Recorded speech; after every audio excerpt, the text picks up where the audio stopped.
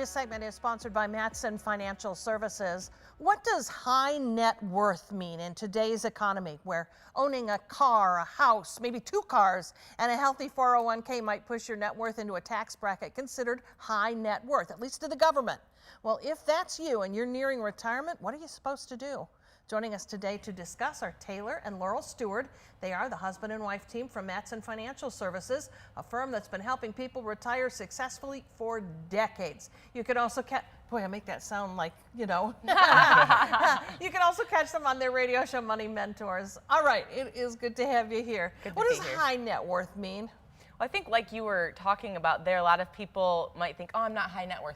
Well, it's about your taxes, right? What does the government, what do they consider as high net worth when you're taxing, you know, and taking out of your 401ks? Are you in that 22% tax bracket or starting to get in the 30? And that's just, you know, the federal side. So what about the state of Michigan adding in 4.25% tax on that too? And now you're like, okay, for every dollar I take out, there's 26 or 30% that's going to the government. Well, and then income brackets for Medicare as well are different than what they are for your federal tax bracket. So everybody's got a different definition of what high net worth means. And I think really as you know, a person who's, you know, eventually someday going to retire, everybody's got a different idea of what that means. So it's really kind of, you know, relevant to your particular situation. Does everybody need to fret over and plan for taxes, or only the wealthy people? Everybody. Oh, everybody. Yep. It's really about, it's not about how much you have necessarily in retirement, it's about how much you get to keep, right? And taxes is the biggest thing that's going to come in and take a big bite out of that chunk of retirement income, as well as health care and other things that go along with that. So how does a person reduce their tax bracket and still make it all work? What can you do to inch it downward? Yep, so one of the things we're looking at now, especially because taxes are on sale, they're at a discount. And what we mean by that is the Trump administration, love them or dislike them, doesn't matter, we're talking about taxes here. So we are in lows. And now what happens in 3 more years, this whole plan sunsets. So at the beginning of 2026, we're gonna be in some new tax brackets. So right now we're looking at this to say, okay, if nothing happened, we're in 12%. Likely by the time 2026 rolls around, that 12% is going to bump up to 15%.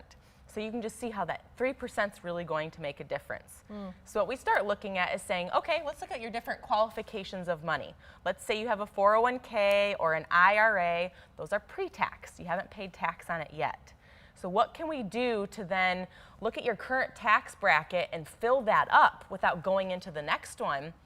And what we do is we're reducing your tax from later on, like when you're in your, you know, 70s and you're dealing with RMDs, those required minimum distributions. Yep. So we might look at Roth conversions today. Yes, you're going to pay the tax on it. It's going to count as income. Fill up like that 12% tax bracket without going to 22, and then you don't pay the required minimum tax that you have to later on in life. Just one strategy to look at. Okay, let's talk about everyday millionaires. Like, well, first of all, what is an everyday millionaire? I'd say somebody that, you know, we see it quite often. We're very lucky with the industry we've got here in Grand Rapids. We've got great corporations like Gordon Foods, Steelcase, you name it. And they've done a really good job with their plans in accumulating these dollars. You know, they're middle income. They've, you know, maybe have $1 million, $1.5 million in their 401k, but it's all pre-tax. And so we need to make sure that we start shuffling some of those dollars around so we fill up those other tax qualifications as far as those buckets of money go to provide more of that income. And we see it all the time. Yeah, because what are some of the challenges? They're different, I imagine. They've lived kind of normal lives, right? And then, fortunately for them, have this nice nest egg. What are some of the challenges that they can face in retirement? One big challenge, honestly, that I see is on the emotional side is it's okay to spend this money. That's what we've accumulated it for. And sometimes that's really hard for people, especially if you don't have a plan in place.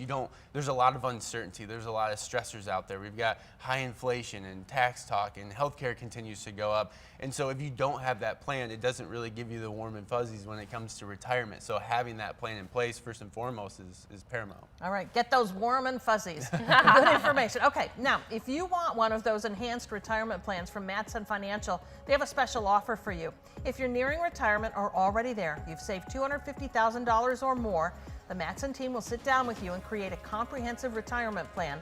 They'll do it completely complimentary. It's an enhanced plan. They'll look at your investments, your income sources, taxes, and more to help you get to and through the retirement you deserve. You need to reserve a spot now by calling 800-536-8907. Thank you. Thank you for having us.